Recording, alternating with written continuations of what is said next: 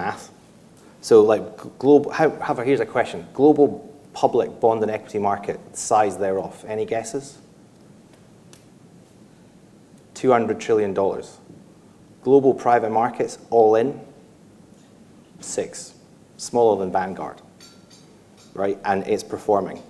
So, as that math works, if you think about a 1% delta, so 1% public flows to private, that's a third. That means we go up by a third. And if we're going up by a third, we're not going to be doing it in a 300 million euro fund in Switzerland. It's just not going to work that way.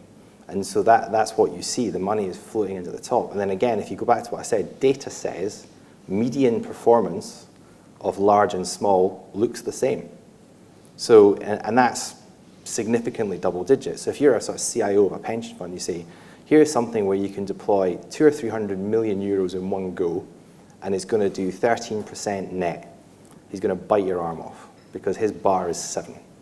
And what he needs is as much as he can above a certain level with a low degree of volatility and an ever-increasing scale. And that means big.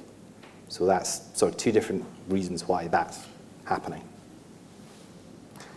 Why not just allocate to an advisor who will sort of spread the bets around in the mid-market? Well, if you do that, and again, with the mid-market stuff, it's absolutely valid, and it continues to play a role in the industry, and always will. But there's a few different things. So one is like, with mid-market, is it a proven, repeatable model that scales? That's why I always sort of beat into people, and that is actually hard, because certainly in funds that are defined by the countries, they run out of scale.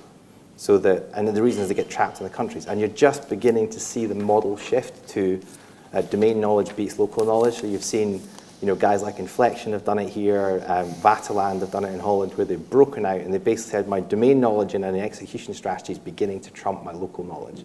And that allows me to go cross-border. But so far, there's like 2 handfuls of funds that have done it. So for the most part, funds like Permira, born out of Schroders, born with a European network, instant network, they've all scaled up and scaled out because they've had the ability to deploy capital across a whole region. Smaller funds have really struggled. I mean, name me one UK fund that's gone outside the UK and made it work. None, as far as I can remember. So that's part of the problem. And then the large funds like the Premiers, they were nearly all born with a network. So Bridgepoint, NatWest, BC Baring, CVC, Citibank, Schroders, Permira, Equistone, Barclays, they all had that strategic, and it turned out to be massive strategic advantage right from the get-go. And they've all disappeared off to the moon. So, and then what's happened in the interim is you've left a gap in the middle. So they've all disappeared off to the moon, 10 billion euro funds. And there's a gap now, back where they used to be, because most of the small funds haven't been able to cross the Rubicon into this area because they've been trapped in their markets, and there's a gap.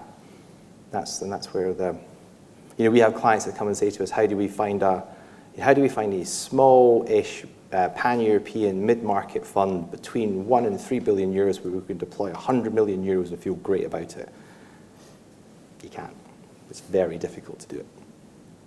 So that's a challenge.